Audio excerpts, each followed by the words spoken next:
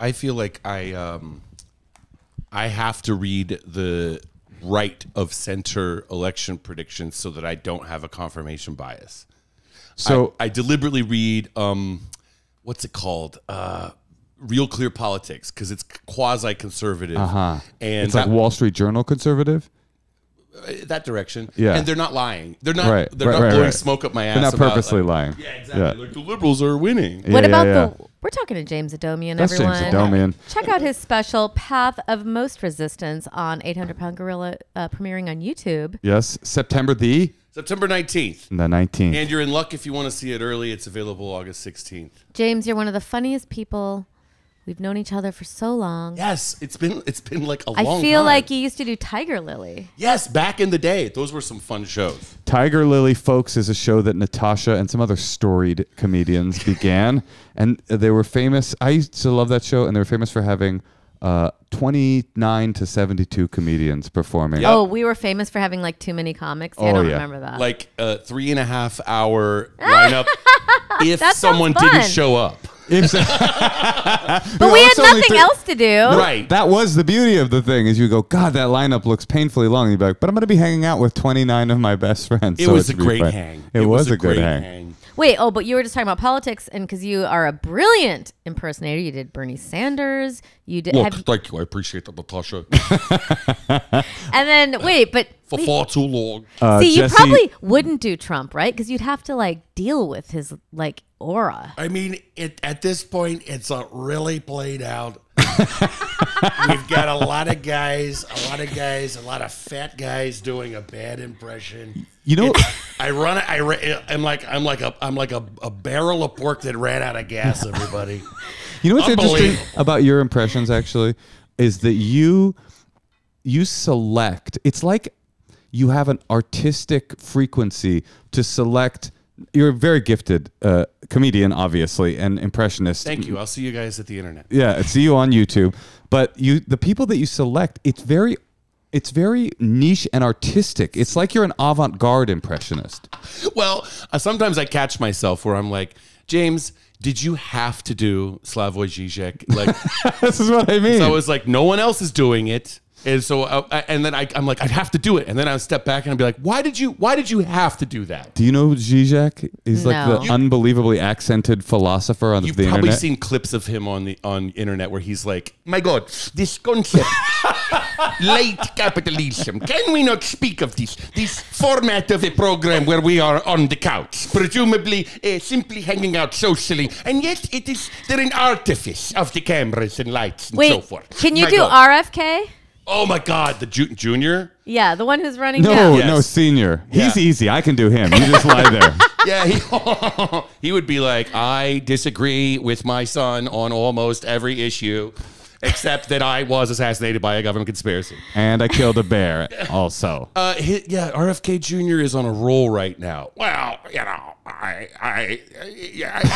I'll eat anything, whether it's a side of dog and I'll have a side of dog at a county fair, or if I had plenty of time, you have a nice bear with Roseanne Barr.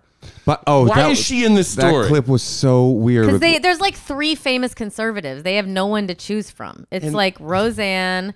Or who? Or bust. Or the guy from the Baio. 80s. You got Baio, Scott Baio. The guy from the 80s. You got the guy from the 80s and the guy from the 80s. Oh, and Hulk Hogan. Is Hulk Hogan a conservative? I mean, I can't imagine. Now he is. Now, because he was. There's like 3 of them. He was at the Republican convention ripping his shirt off. Well, he is a real American. And Jesse Ventura said, like, he was like, I'm not surprised. Hulk Hogan was anti-union when we tried to unionize the wrestlers, and he ratted me out. You did Werner Herzog very famously, right? No. Didn't you? Is that something I made up? Probably Josh Fadem or Paul F. Tompkins. Maybe some other people too. Wait, James, do we get to hear some of your brilliant impressions in your special? Yes, there are some. There's some that didn't make it in. Jesse Ventura was not in the news until too late. He's back. Now he's back, but he wasn't in the news when I taped it. But so that's a glaring omission right there. Okay, I have a question about impressions in general. Yes. I wonder if you've been asked this before, and if you haven't, it's annoying. We can skip it. But what have you learned about? Have you learned anything about people by watching them so closely that you're able to imitate them? That's the fun part. It's a kind of empathy that's not like, wow, I care about you, but Right. like I'm looking at you very closely. Yeah. It's like the empathy of a sketch artist. Or caricature A artist. caricature artist, yeah. And you so it's more enjoyable for me if it's a wild kind of figure, or someone like a public figure that cuts a deep groove. That's like a caricature themselves already. Do you prefer to do people that you dislike or like? Both really. If they make a strong impression on me, like as like, wow, look at this bozo, whether I like them or not. Like Bernie Sanders, I like. Right. I like him a lot. Yeah. I agree with him very much, and I was very happy when he ran for president. But also, it's like he looks like you took everyone in the country's impression of the funniest professor they have in their college, and you boiled them all down to a powder. I'll say it for you, and sprinkle a little matzah on top. I'll do it for you. The Bernie Sanders knew that you did it, right? Yes. He found out. What did he say? He didn't like it, but his whole his whole team around him wanted him to do it in 2020 because they had all seen it before. Yeah. I gathered this that They were wanted like, you to do the show. they wanted him to do the thing with me, like Okay. one-on-one, Bernie versus Bernie, and he didn't like it. His wife did. So when she was in the room, like trying not to laugh, and I was like, "That's all that matters." That's awesome. Wait, did he not like it because he didn't like you making fun of him, like on a regular ego level, or he was like, "I'm trying to do something serious here"? I think it was the latter more than anything, where he was like, "I have 14 speeches I've got to give today." It's the California Democratic Convention in Long Beach. I've got several rooms. We've got to be in the Gold Coast room at 2:15. By the way, more power to him. I was thinking about Pokemon Go to the polls recently. Okay. Do you remember that, Natasha? Was that an effort back then? You don't remember this? I don't remember Oh, this. it's like the famous clip of where Hillary like went Hillary. wrong. Hillary Clinton. Yeah. It was the end of Hillary because she said, I've heard a lot of talk of Pokemon Go, but I think young people should Pokemon go to the polls. And basically, Bill Clinton played the saxophone on Arsenio when we were kids, right? Right. And it was an unbelievable moment. Everybody was just like, this guy's amazing. He seems like he could never do anything untoward to a woman. He's just like a perfect man, right? Yeah, always trust the saxophone. And he won, and it was this great moment. And since then, Democrats mostly, but even Republicans to some degree, have been trying to recreate a saxophone moment, and it debases. Nobody needs that. Bill Clinton needed that, but we don't need people like doing concerts with Taylor Swift. We need an old fussy man talking about policy. I always felt like Bernie Sanders reminded me of like if there was a dystopia, and it was like the killing shall begin. We will hear from one dissenter. Like they allow one guy who's right to come out with a bunch of papers in the middle of an arena. Yeah. Where they're like start the killing, and he's like let's look at this rationally for a second. Like they let this one guy be right for like a short amount of time. Okay, so Bernie couldn't be president. That was sad. Can Kamala? I think so. I think she can. I think yes, we can. I think that she's she's running a good campaign. Yeah. She's overall. Wise pick on her VP choice. Very wise. It's the first time in my lifetime I've seen them not make the safe choice for a vice presidential pick, the Democrats. They're always like, we've got to find someone more of a right-wing Democrat than the nominee. We need someone to the right of the nominee. And this time they were like, no, actually, let's pick someone to the left of the nominee. See what happens. Do you know how good of an impressionist you are? I was about to say, when you said very good pick, yeah, but you're biased. You're from Minneapolis. And then I realized I was thinking of Jesse Ventura. Well, yeah. Look, You're him. I'm saying I think you're him. I am the dark horse if Waltz drops out. You are a keen analyzer of human behavior and a very politically minded person. Are you an optimist or a pessimist about the fate of humanity in this country? That's a good question. Both at different times. Oh, that's What a good gives answer. you hope? Both at different times. Obama. It's got to be Obama. All my hope is like retroactive based. I would say I have hope when I see young people that have an alive and vibrant artistic drive to them, whether it's in comedy or music or something else. People younger than me, that gives me hope that like that in spite of algorithms deliberately pushing the worst things, or Silicon Valley masters deciding what everybody's eyeballs sees, and like lots of bad stuff out there that you're thinking, oh, but they're being influenced by the wrong things. There's still people making really great things, whether it's comedy or nonfiction movies, or lots of artwork that's really good. So is our job to try to figure out the algorithm, or I don't know. I'm just do the art and, don't worry that life is disintegrating? I tried that way for my whole life, and it hasn't seemed to work miracles. Believe it or not, the algorithm doesn't like it when you disrespect it. Right. It gets its feelings hurt. We have this. How do you disrespect the algorithm? You call me useless. Wow, algorithm merely want to show you things. Oh, is this algorithm? Algorithm merely want to put things in front of your eyeballs, and you're attacking me. Wait, but how am I attacking you, algorithm? Well, you're saying that I'm useless and I put bad things in front of you. These are things that we know people are going to watch. We're looking at whether your eyeball's in the right top corner or the bottom left corner. You're like a bag of Doritos. That's what the algorithm is. You think the algorithm is like a bag of Doritos? Yeah. I think. it's I'm a little bit salty.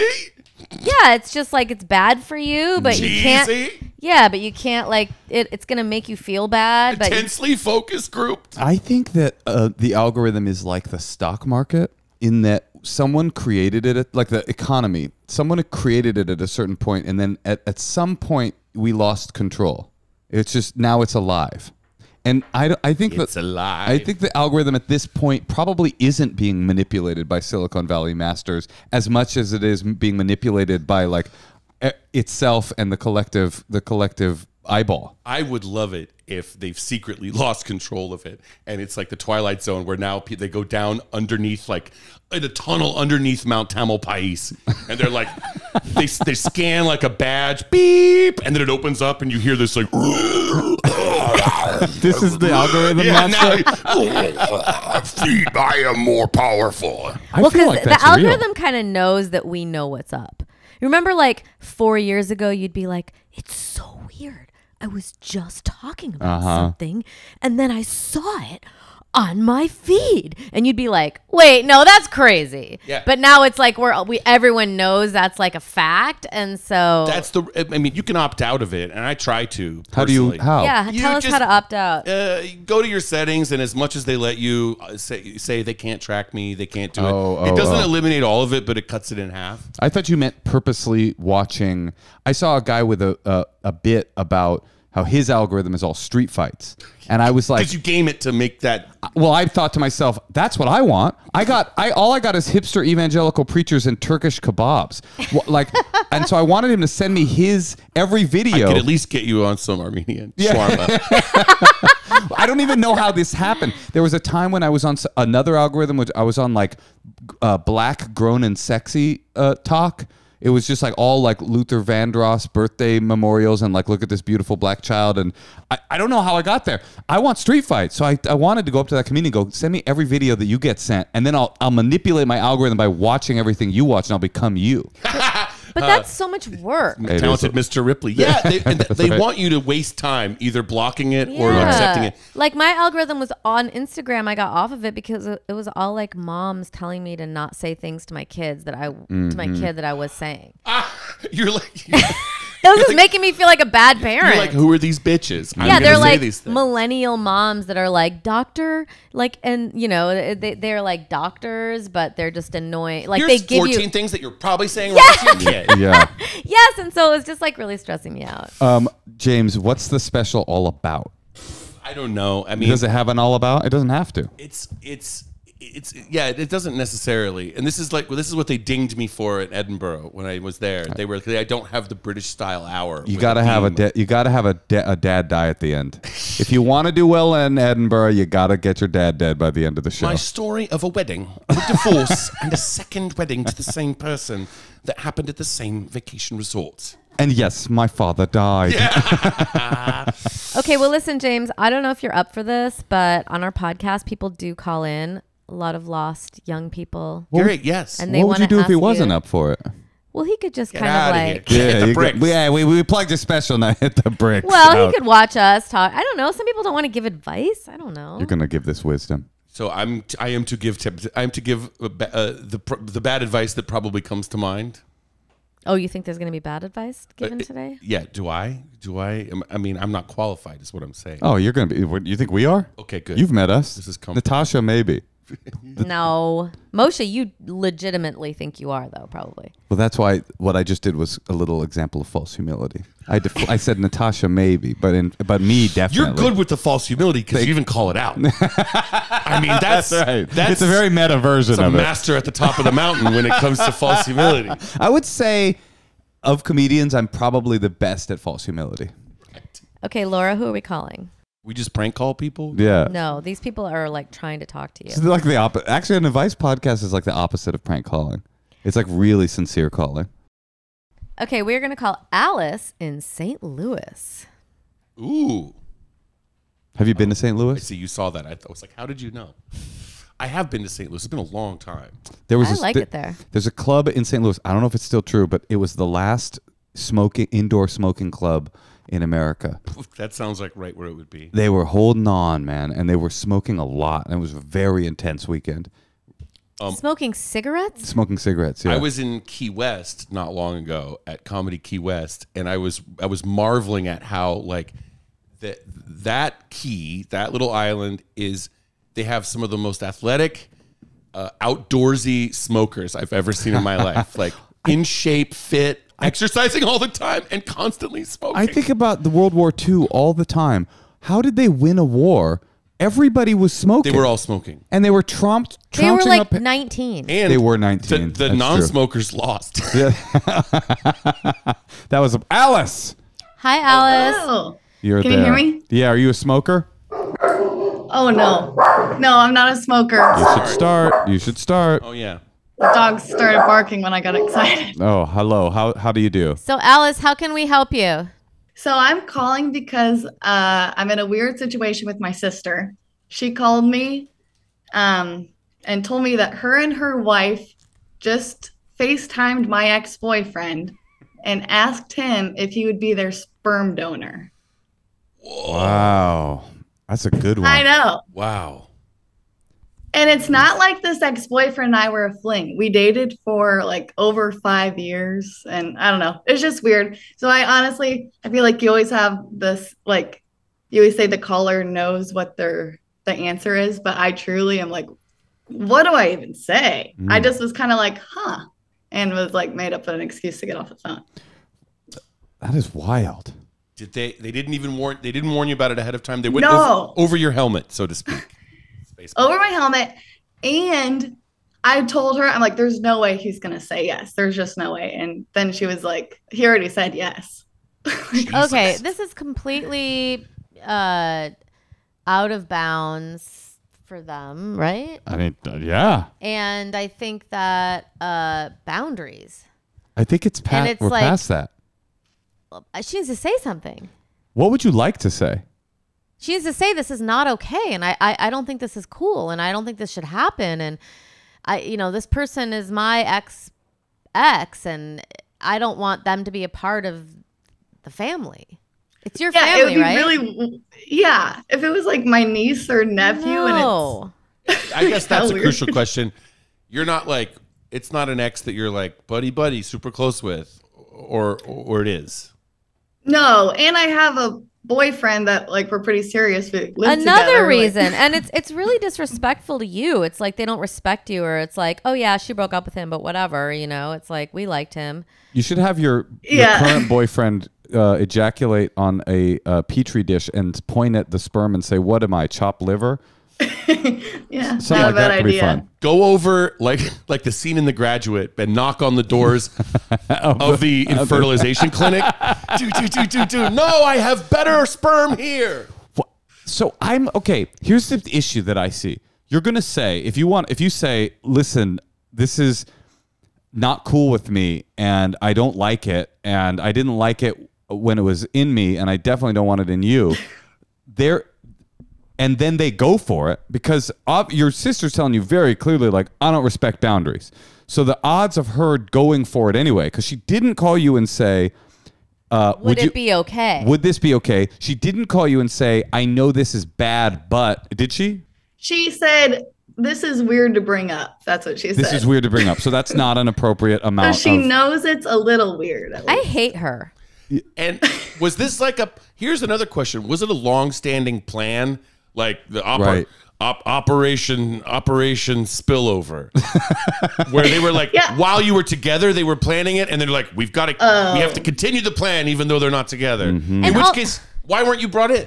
And your niece now or your nephew is going to be like the dad is going to be your ex. Like that is so annoying. And another thing is he lives in Latvia, so it's like they're going on their honeymoon next year. He was in St. Louis. You but he's didn't from say Latvia. that he lives in Latvia. That does change things. I feel significantly. They're going. You got Baltic genetics, which let's just say are nice. They're good, right? High cheekbones. You're gonna want that that Baltic DNA when the world ends and you guys are fighting your way out of St. Louis. You're gonna want that little nephew to be able to body slam one of the militias on the highway. Okay, here's the issue. You call your sister. You say, how dare you do this? It's not cool with me. I'm not okay with it. And then they say, sorry, we're flying to Latvia? What's the city in Latvia? Latland. Riga. Riga. We're flying to Riga and we're doing it anyway. Now you've got a permanent resentment situation in life form. You have a nephew that is based on a resentment. So you're kind of damned if you do, damned if you don't, because if you then accept it, then you've got a nephew permanently who is connected to your Latvian ex. This is a bad situation. Yeah, and then my current boyfriend, like, what's he gonna, like, that's gonna be like... Does he know? It's gonna be weird. Yeah, he knows. I told him immediately. What's his reaction? She called me today. It was just today. He was kind of floored too. Yeah. It's like, don't you want him to like her? Okay. Or like you? This is a call for an email or a phone call, and it needs like 3 strong sentences. What are they, Moshe? James, what do you think? What are the 3 strong sentences? Well, Moshe's really good at like deducing things. That's 3 strong sentences? If you're writing it out. Yeah, like this is really unacceptable. I'm not okay with. I don't know, but like to make it so. I guess I would say I feel betrayed that you didn't ask me. I feel like my feelings weren't being considered. Hold on, and just know this is going to be shown to everybody. What do you mean? She's going to show it to him, the boyfriend, when she. You think the sister's going to forward the email to Latvia? Maybe. I'm just saying she should be writing this. No, she should be writing this with the idea that it's going to get passed around. That's all. I'm just saying. Factor that in. So my 3 sentences to include would be getting a sperm donation from my Latvian ex-boyfriend. How dare you? Mm-hmm. You should have gone with someone from Lithuania. Yes. Or you should have gone with someone from Estonia. Oh, so yours is more of a like Baltic political kind of situation. Estonia's a little cleaner. A geopolitical wedge between them. See, I told you were an astute political thinker, and there would have been no way that I would have chosen Estonia in this situation. This is why we brought you on the podcast and why you should watch his special. So do you want to say don't do this? That's a question. Yeah, my thought was either tell her, but she clearly doesn't think of my feelings at all. So I was like, I could go to him, but I don't like want to, but that's my other option. Does your sister have an ex herself? They're all women. I've got it, but you could. This is a real fast one. Yes. This is a real great scheme. Mm-hmm. Get a donated egg from one of her exes and be like tit for tat, reverso. And then and have your current boyfriend impregnate that egg, and for some weird reason you raise that child and you never have a biological child. That's our advice for you. Out of spite. No, listen, I think this is an issue with your sister. I think you need to talk to her about it. What? I didn't mean to cut you off before, Moshe. What are your 3 sentences? No, I mean, I don't think I have any great wisdom. I think you're in a real conundrum because you have a sister that has shown you, as you just said, and it sounds like this isn't new information to you now that you've said it. You have a sister that isn't that hyper concerned with boundaries and being considerate in your feelings. So the odds of you writing the email, maybe you need to write the email just in order, because in the To end, let her know how she stands. at the end of it all, you can't control what your sister does. You can't control Latvia. I think we've probably tried. You can't control the outcome, but you can control saying how this feels to you. And you could say, this was done without you asking me. It's totally inappropriate. I don't know one person that that would think this is appropriate, and I don't appreciate it, and I don't want you to move forward with this. I'll love your kid. I actually don't even say that. Say those things and keep it simple. And you know what? Why don't you CC him? So he knows. So both of them know. So then you kind of 2 birds with 1 stone. You have 2 things that you want to do: express your feelings and request that this doesn't happen, and then let them do what they do. And let if go they of the do it, results. then they could say, but that isn't overly emotional. Yeah. It doesn't bring anything else in. It's just very simple. So I think just something like that. And it's like no question about what your stance is. Yeah. Yeah, that's a good point. 'Cause And you don't have to say like it makes my boyfriend uncomfortable, and it's like all that stuff is true, but it's just like the real basis of it. I like that strategy, and also I don't know if you use this or not, but they might not be intending to make you feel bad and disrespected. Yes. But if they were trying to make you feel bad and disrespected, this would be a thing that they would have done.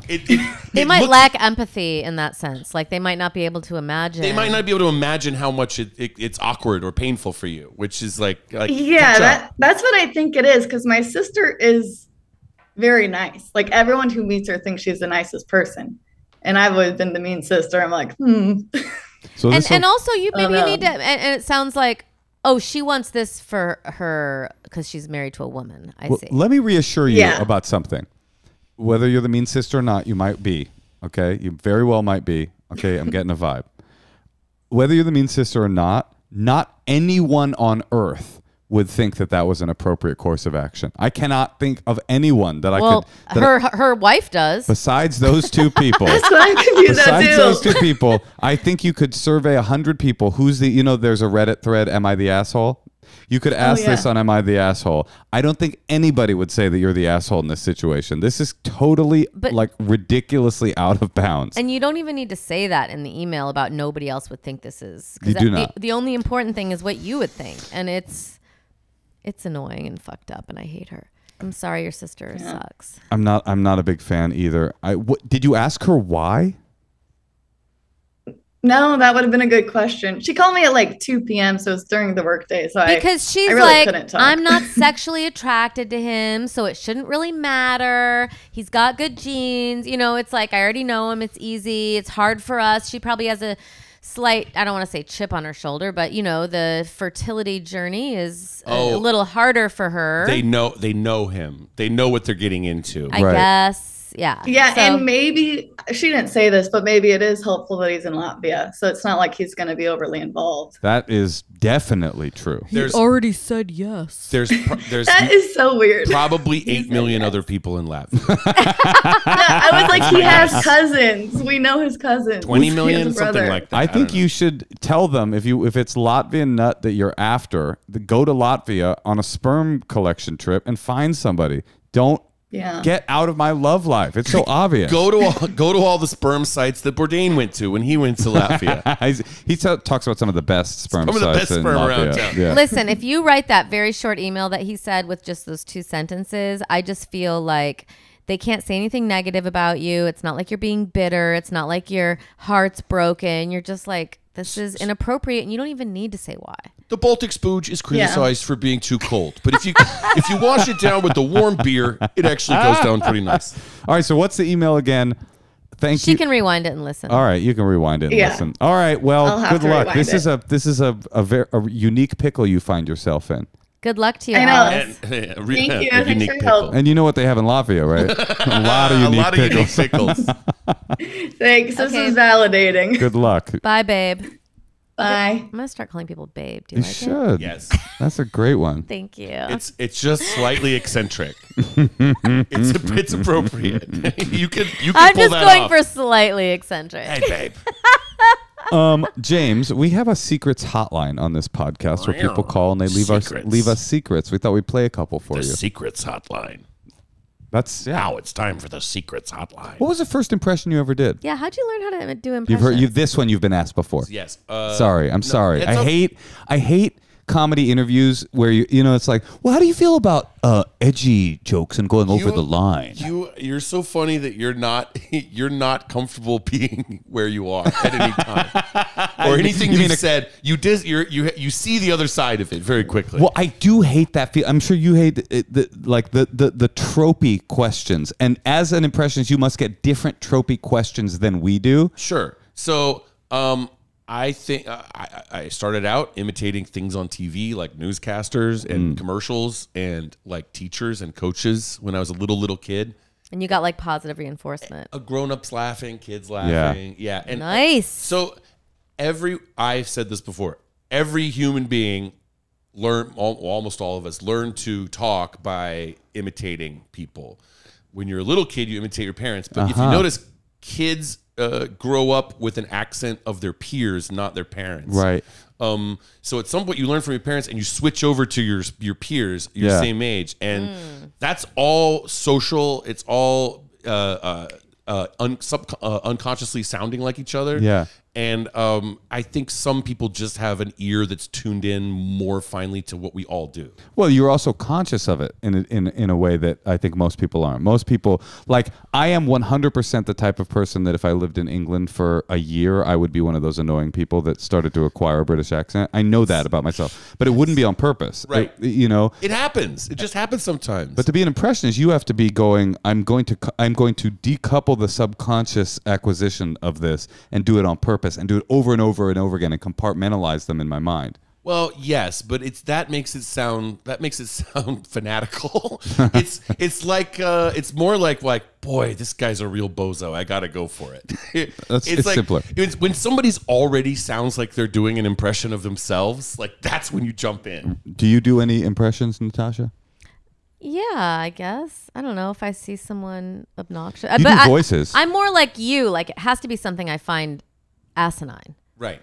Or I don't know if that's exactly what you said, Well, but you're like it has to be someone who I want to make fun of. That It's never like, it makes you itch. Yeah, like whenever from the very beginning when I saw the MyPillow ads on TV, I was like, why is this guy on television? It's my pillow. It's mine. I share parts of it, but ultimately I have the title. You know, James, I just had a breakthrough about you. You impersonate hysterical men. That's what turns you on. Yes. I like dumb women. It doesn't turn me on. It turns on your artistic thing. It's definitely the other, because I am gay, but for a complete different, I don't do impressions of the hot guys. I mean, in a cartoon, sure. Sometimes I'll be like, yeah, what's up? My name's Ken, and I'm like a hot guy or whatever. Right. Cartoons, I'll do voices that aren't really anchored to any real person. For animation purposes, and that's a different world. That's really fun too. Hysterical men. I do two impressions, and I would like to do one for you and tell me and rate it. Yes. Do you remember Movie Phone? Yes. Okay, that's one of them. Have I done this before? You're doing Movie Phone for a professional. I know. It's the same. He did the same thing for Frank Caliendo when he was on the show. Dude, the only reason you were asked here today, James, we don't give a shit about your fucking special. I want to do my movie phone. I want to do Movie Phone. Okay, ready? Okay, and you rate this, and it's okay. Be brutal. Okay. Hello, and thank you for calling AOL Movie Phone, brought to you by 106.1 KMEL Jams. To browse through a current list of movies, press 1 now. Beep. Oh, you have selected... Hold on. Hold on. I have to think of a fun one. You have selected Madame Web, starring a lady Dakota Fanning, or whatever Fanning she really is. All right, the movie phone guy is off. I mean, The impression or just the information he's the got? information. It's a good impression, but that he went off his med. Unless you have another impression. Well, no. I like it. I would rate Thank that. you. I would rate that an 8 on the pad. Oh, James. Option 8. Beep. Good. That's amazing. Yeah. You have selected pretty good impression. All right, well, let's hear some secrets. Hi, I love your podcast, and I have seen Natasha in person when she was on her last tour, and I just wanted to say that my secret is that That's okay. It's better. I accidentally found out when I was about 25 that my father was super hung. And it was Whoa. incredibly embarrassing, and I totally found out by accident.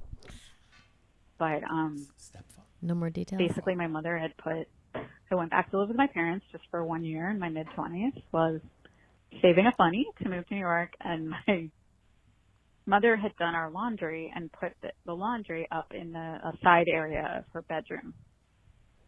And I had gone into her bedroom to collect my dried laundry. And my father didn't know that while he was in the shower, I had gone into their room to get it. So he came out of the shower, and I had to pass by him down this long hallway in their bedroom to get out to exit his bedroom. And instead of saying, "Dad, I hope you're decent," I just ran. I just made an absolute run for it and said, "I'm sorry," with clutching my laundry, running in towards the door. And on the way to the door, I was trying not to, but I accidentally caught sight of my father nude, and he was in his 60s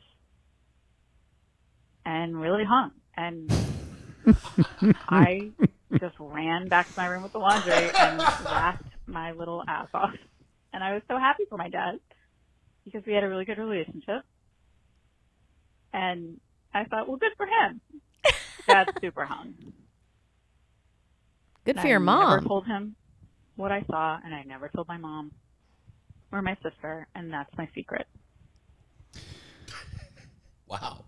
I like that she kept saying on accident. I'm trying to think of what's the. No, when she was on her way out, she's like, you know what? I'm just going to look. I gotta take a look. She was like at the door, and she was like, oh, I just, like she knew kind of what I bet she was your doing. dad was pretty hung. He wasn't, and I was going to say, when she How do you said know? that, because I had a similar experience when I was little, but I remember Yours was on purpose. I was probably 4, and I remember he came out of the shower, and I just immediately was like, I should not be looking at that. What is that? Like, get that away from me.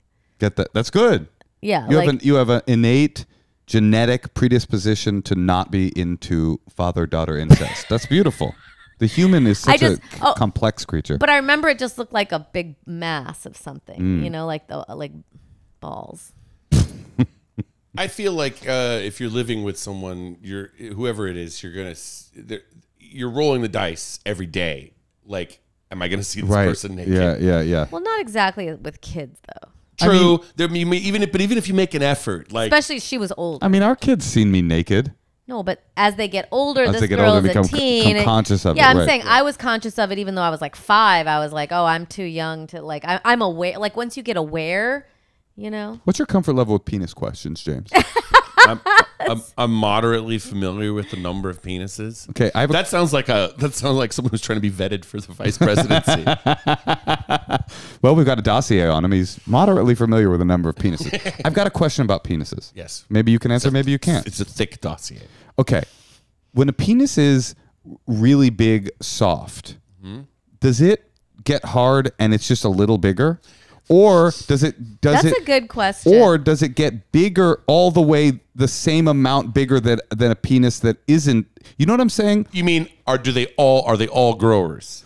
Are some of them both showers and growers? I guess is what I'm asking. Where it's like blum, blum, blum, blum, Yes, blum. yeah. Or does it like is it like a balloon slowly being filled to a I guess rock hard that's level? what I'm saying. Like, is there such a thing as a grower? You don't have like a teeny one and then all of a sudden it's like a big one. There are, yes. That's a grower. That's a grower. Really? And I've been at the You've gym. seen that? Yes. And I've been at the gym, and there are men that flaccid that are so unbelievably hung, you can't imagine it could get a lot bigger. But then Right, I'm like, that's does true. it grow as You know what I'm saying? Yeah, but it depends on the person and how old they are, and different things, different factors. Like what is age how factor? healthy you are.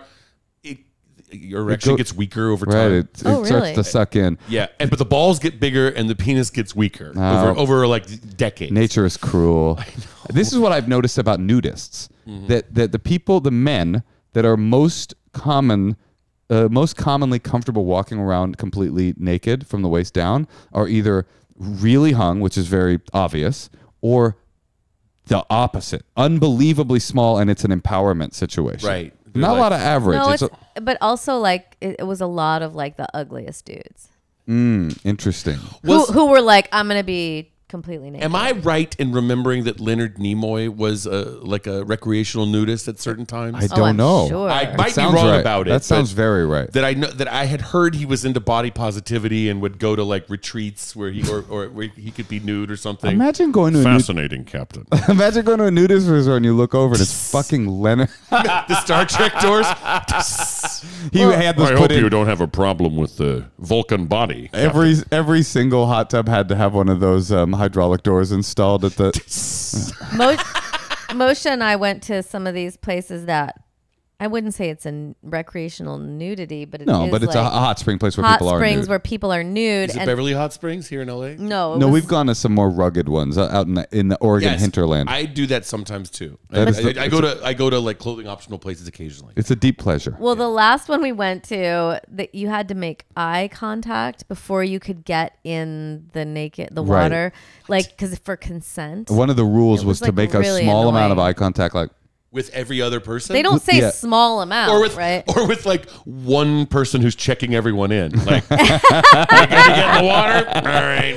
Leonard, get in? Okay. Leonard fucking Nimoy, you're checking everybody into this hot tub? They wanted you to not, because people were naked, to kind of like say, hello, I'm here. I'm now going to enter the tub. I hated that. Yeah. That's you. I don't know. How did they communicate that in a how-to video? No, the hippie there's checking you in. signs. Here's how to use the spa. No, Yeah. there's like signs No, there was a saying you person. must acquire No. visual consent. It was a person that told us. But then it was also written out. It was a dreadlocked white woman that explained it. So if someone refuses to look at you, that means you can't get in? I Well, mean, I don't know how who that knows works. how tight a ship they I run, think but- yeah, right. I think it was mostly just about like, hey, make sure everybody's comfortable. Just like make sure everybody's comfortable. Right. Don't just show up and be like, yeah. Yeah. All right. Yeah. Okay. Whoa. All right. There's a lot of skin Although falling off there was some of that. Watch wait. out for the pubes, ladies. Wait, do we have one more secret? We do. Do we have one more? Let's do one more. I think, but the funniest kind of sorry. Yes, go ahead. The funniest kind of penis would be a long when it's flaccid, and then it gets hard and short. Oh, it shrinks when That would erect. be like a. A shrinker. That would be cool. A grower, a shower, and a shrinker. I'm a shower and a shrinker. That's a great character for a movie. That's like got pulling in an anchor. every time he pulls his pants off, his lover's like, ooh, but then he gets aroused and they're like, oh, this is not what I expected. All right, let's play another one. Hey, Princess Natasha and Moshe. Okay. I love the podcast. I've been a long-time listener. Went back to listen to some secret dumps that I missed along the way. Number 37, absolutely vibing. It's from March 2021. You guys probably won't even recall this, but I had to call when I heard you guys listen to a secret of a woman who has multiple orgasms. And Natasha seems to think that Moshe's lying, that he was with women that had orgasmed 8 times during one sex romp to his one. But I'm here to tell you he is not lying. It was I am me. one of those women as well. The caller said that she doesn't know anybody that can relate. I can relate on having to not mention or fake Not saying having you did it. an orgasm when you did, or not calling attention to it because the men just don't totally understand, or sometimes they think that I'm exaggerating. But I had a boyfriend that wanted to keep count one time of how many times I did, and in like 20 minutes of sex, I had orgasmed over 30 times. Wow. What? That's So nice. just in one session, upwards of 30 or 40 orgasms. It's just it's ridiculous. It's just like every minute or so if you don't control it. and they are legitimate orgasms. It's something That's cool. that it built over time. Like I've gotten better at, and now in my 30s, yeah, it's just unlimited, like Moshe said. So it's crazy, but it happens. Kind of usually goes, I think, hand in hand with squirters. And interestingly enough, I also read somewhere that women can gain the ability to come without any stimulation, like no physical touch. Oh, yeah. And I learned to do that as well. Just using my thoughts gets me there. So women have incredible bodies. Love the podcast. I'll keep listening. Stay safe, guys. Bye. Wow.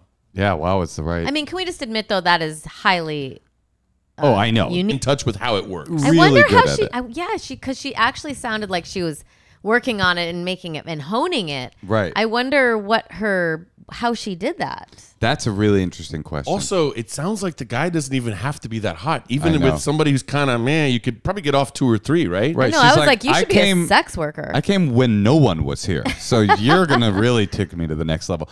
I think this also, men can do that too. Not 30 orgasms in a sex session. They cannot do that. But they can, we used to call it the mind jack. We had a friend who would mind jack. If he got too horny, he was a virgin.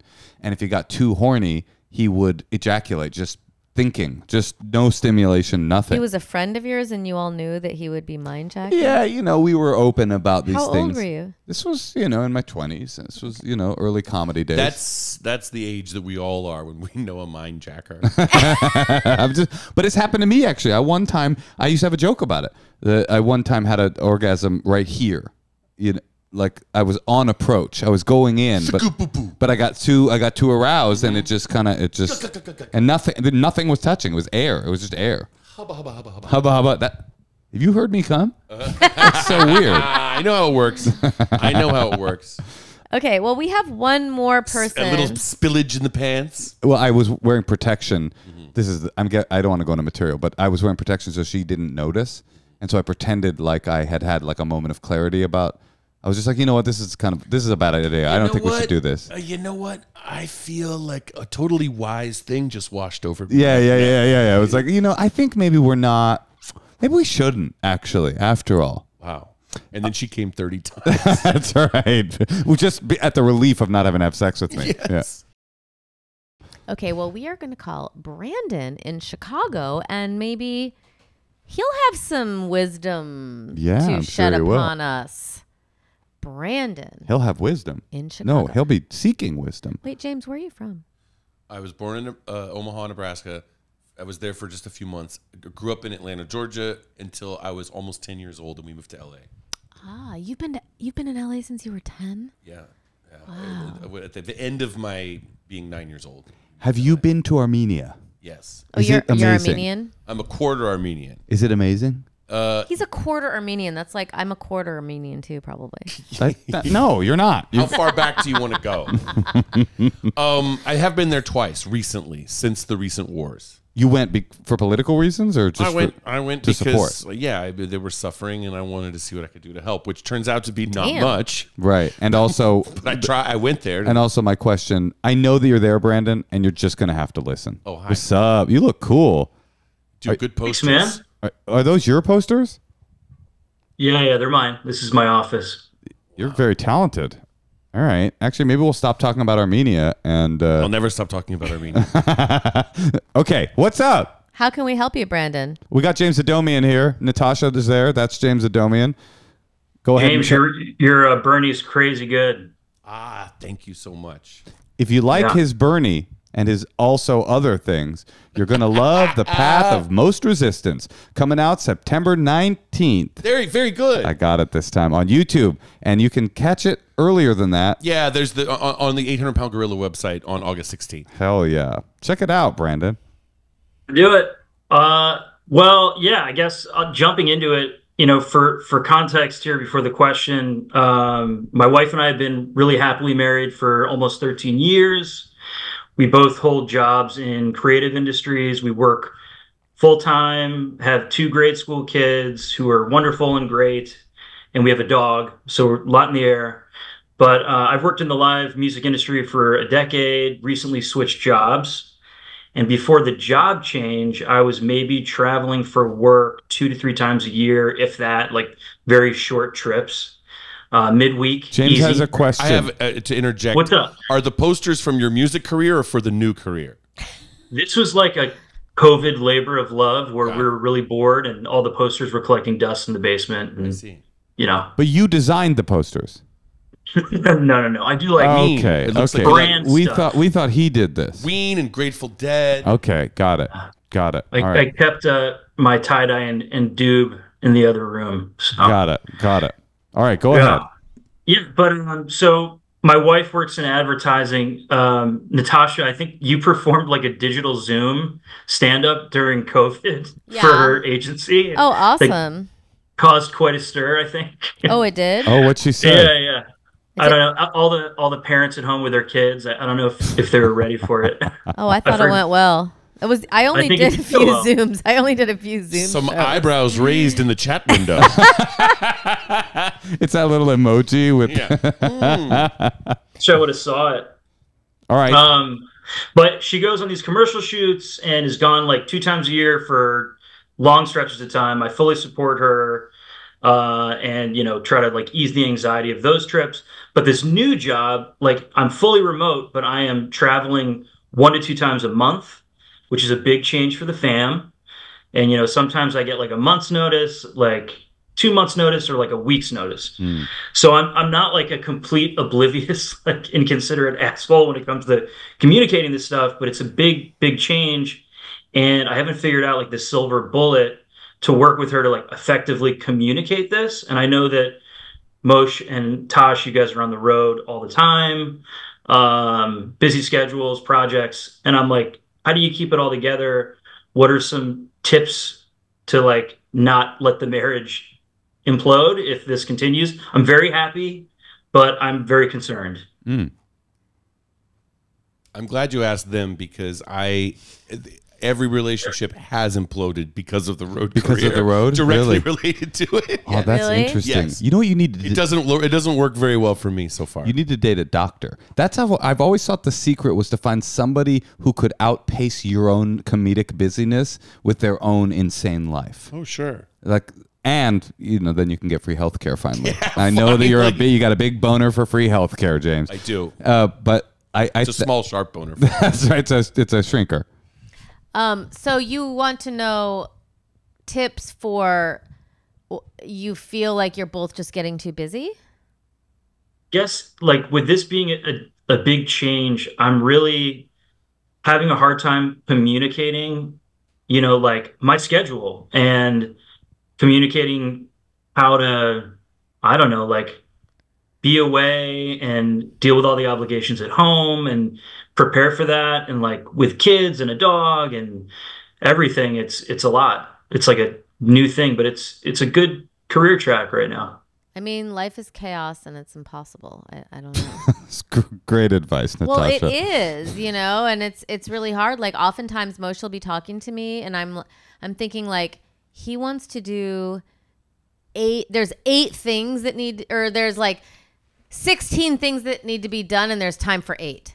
Yes. Mm-hmm. And I just feel that's like my main feeling, and so God, My motto for lots of things is just do less than the bare minimum. yes, I always say that to myself, like, what's the bare minimum, and just do less than that. I'm with you on that. Just, at least I do something. This is a philosophical disagreement that Natasha and I truly have. I'm like, just don't do the thing, and then tomorrow it will still need to be done. And yeah, it'll be a little bit worse in your house at the time, but just you don't have to do everything. You can just say tomorrow. The laundry doesn't need to be done. It can be done tomorrow. Even if we run out of clean laundry, we'll figure it out. well, so that's why you have to figure out things like dog care, child care. Like some things are not like negotiable. Some things aren't. And you do one thing that my ADD coach told me was when you make a to-do list. This isn't really directly connected to you, Brandon, but you make a to-do list.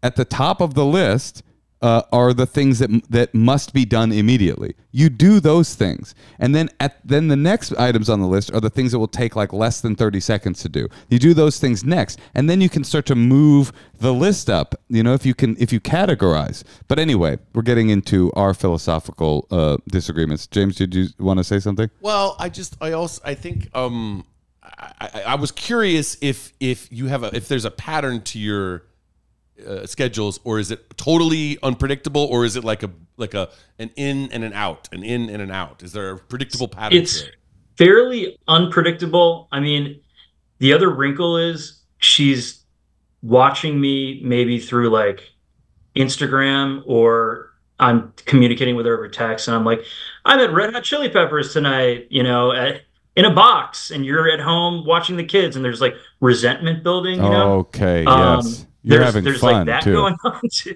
Yeah.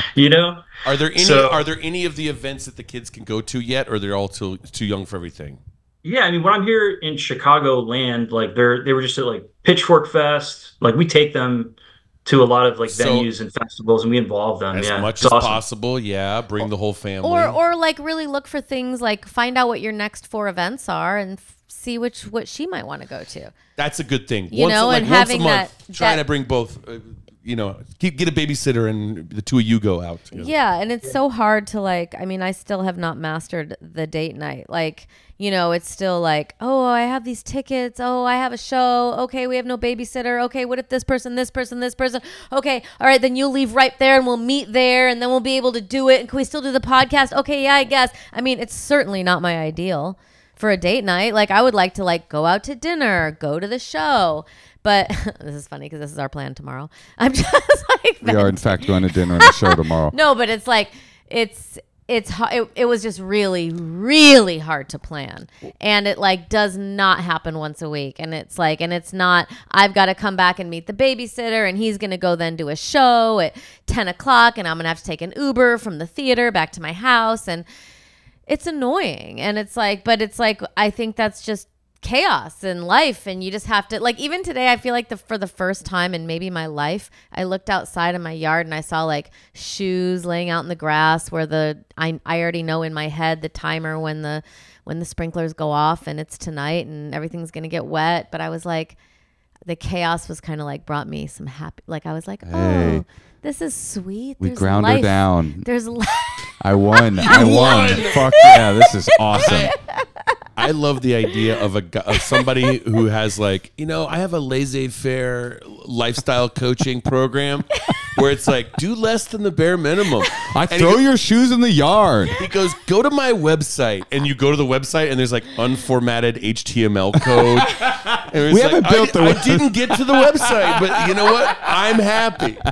All right, I got some questions for you, Brandon. Oh wait, but first, just let me finish off what I'm saying because I don't want it to land on a negative thing. But I do think that scheduling, talking to her as much as you can, scheduling these coffee meetings. Can we talk about schedule? Do you have 10 minutes to talk about schedule? Okay, I'm doing this, you're doing that. This is coming in. I thought you might like to do that. How do we get that? How can I help? Just making it helpful. And I give Moshe lists sometimes, things that I know he's totally capable of doing, that he'd be great at doing, that I don't want to do, that he will get excited to cross off a list. 30 orgasms in one sex session.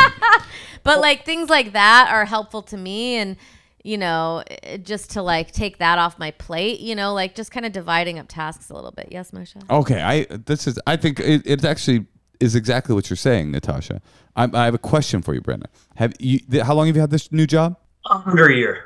And have you had a big conversation, sit down with your wife, where all of the cards have been put out on the table, where you say, this is my new life, how are you feeling about this? Let's work together to create a strategy so that you don't feel neglected when I'm on the... Have you had the big conversation? Not the little one where oh, honey, I know this is a little weird, but I got to go. Daddy's got to go earn the money. Have you had the big conversation about your future?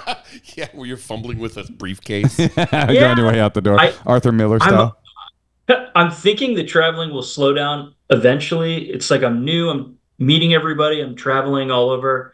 But, a lot of little conversations, probably not the one that would solve this. I don't know if it would you know, solve we got it. like a calendar, like we on the fridge. I don't know if it I would. don't know. I don't know if it would solve it, but I can almost guarantee your wife would appreciate it if you said basically the exact things that you called us to tell us, and you said, "This is what I'm noticing. This is my new life. I'm hoping that it calms down, but I don't know when it or if it will.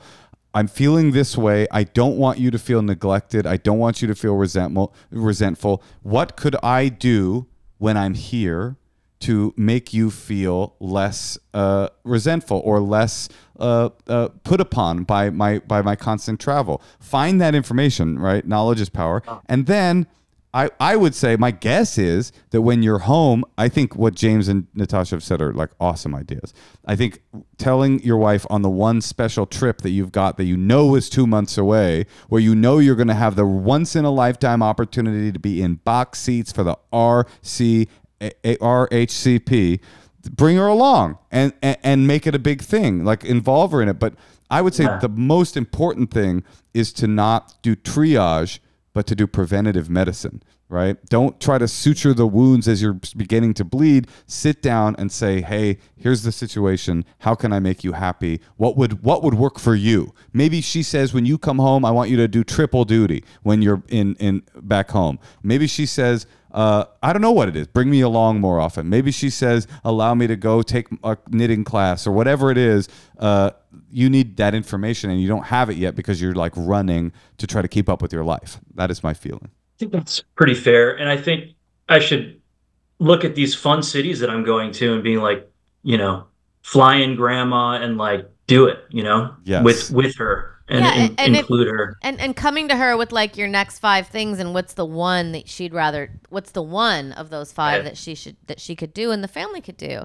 And you shouldn't feel like guilty telling her how cool something is that you're seeing or whatever. Like that's never a good feeling. And she shouldn't be making you feel resentful because she should be happy that you like your job. I mean, who wants to live with someone who hates their job? That's true. Or is doing a job that's beneath them? True. Or, you know? Yeah, you're right. I mean, I think she's been really supportive, but I can just see it like building, you know, like it's about to spill over. I gotta have that Moshe chat, I think. I think it's time for a big talk. Yeah, James? Yeah, I like that idea, and I don't know. I was asking if there's any regularity, like if you tend to come back home from a trip on a Sunday or something like that. Is there anything like that? For me, Sundays are very often a travel day, and so when I was in a relationship, I'd try to make a point to be like, "Let's go to dinner as soon as I get back." Or something That's nice. Like that. That's Like, really like that. Even if I'm tired, as soon as I get back, let's go to dinner, sweetheart. You and me. I love that. I love that. You know, at the warehouse in Manhattan, Marina Del Rey. And I have one more suggestion. Natasha, do you have anything else? I'm good. Are you in town September 19th? I'll be there. We're going. I just think you and your wife kick back around the old monitor and fire up the Path of Most Resistance. Path of Most Resistance is probably a great, if you're in town, on the 19th or shortly after. You know, what a treat. It's James's new special. It's my new special. And you gotta watch it. Moshe, you're coming to the Den too, right? I will be at the Den. Is that on That's September what- 19th? but I I hope will it's do not. It's okay. And there's other people have claim to the day. Listen, if it is on September 19th when I'm going to the Den, do not watch the Path of Most Resistance. Watch it the next day. But I think that will be come to the Den. Yeah, bring her to the Den. I'll shout you guys out. All right. Totally. Well, good luck, Casey. I don't know your name. I'm sorry. It's What is Brandon. It? Oh, good luck. Good luck, Brandon. Good luck. Love Brandon. you guys. Thanks. All right, thank you. Good luck. Well, That's like a rare moment when it's appropriate and good to say, "Let's go, Brandon." What's the guy's name? Let's You're go, right. Brandon. well, let's all go to YouTube. Yes, To watch Brandon. James Adomian's amazing comedy special.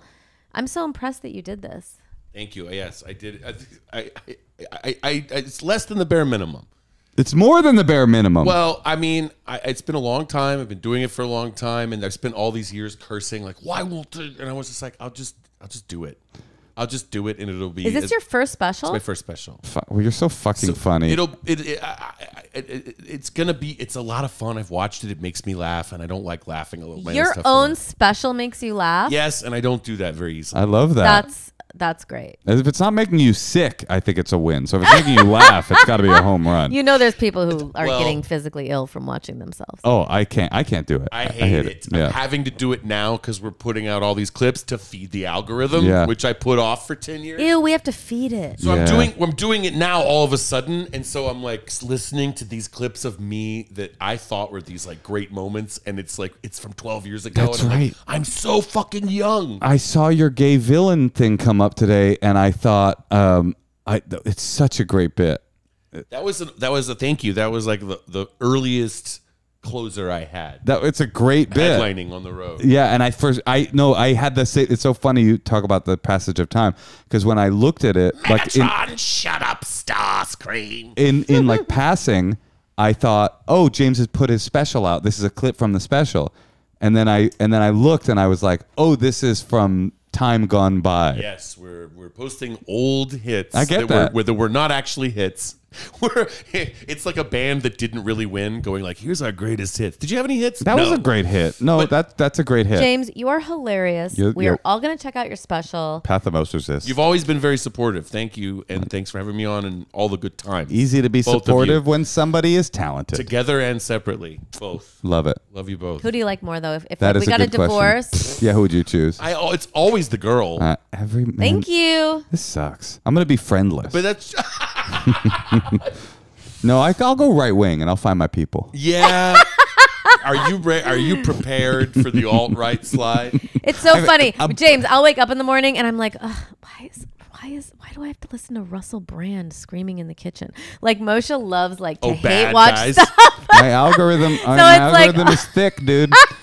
Listen, I always have to hear the alt-right. They're programming you. Oh I my have God. to hear it all. Listen, I because told he's you. watching it ironically. I am a comedian, and I'm stuck in an algorithm of evangelical preachers. What else but Russell Brand is going to show up in my algorithm? This happened to me. I found out that you have to be careful about navigating to a page to block it because I got like one ad that was for like Loaded Rifle Coffee Company. Yes. Or where they're like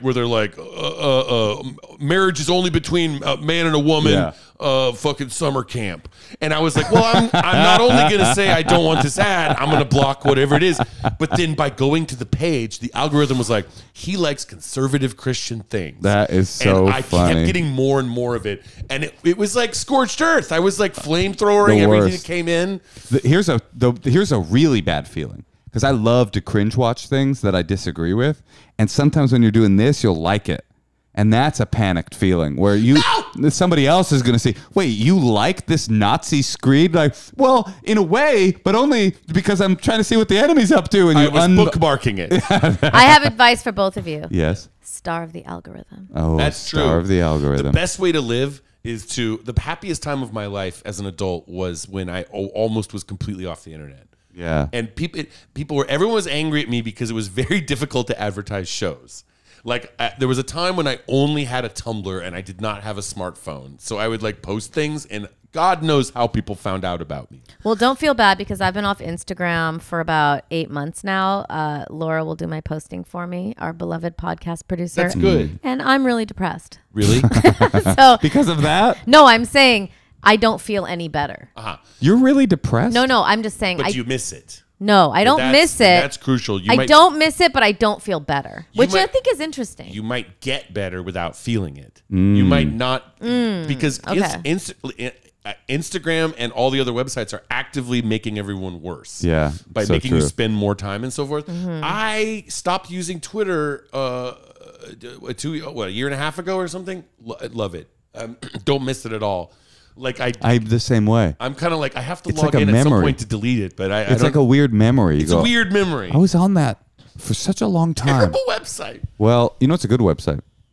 YouTube.com, where you can see the path of most resistance. God, the other impression you do, I see, is yourself. Thank you very much. I'm trying really hard. Question, should we try a Patreon thing? Do you have 5 extra minutes? Yes. Okay. Now for some bonus content only for the Patreon with James Adomian. Bonus.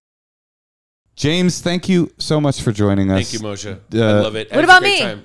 Thank you, Natasha. Do you have any live dates that you would like to plug at this moment? Or just a special? No, live dates. I'm in LA and I'm in New York. I have one show in New York in August. I think it's August 25th coming up in Brooklyn. And in LA, I'm doing shows around town every week and stuff. But mostly what it's all about, why I'm here. You're here because you love us. I love you. That's why I'm here. And the main thing that people should be watching is Path of Most Resistance, which is my special. Very proud of it. It's September 19th on 800 Pound Gorilla. And you can pay what you want and view it early on August 16th. Yeah, I love it. Find it on YouTube. Goodbye, James. Bye. Thank you for coming. Thank you, Moshe. Thank you, Natasha. Bye.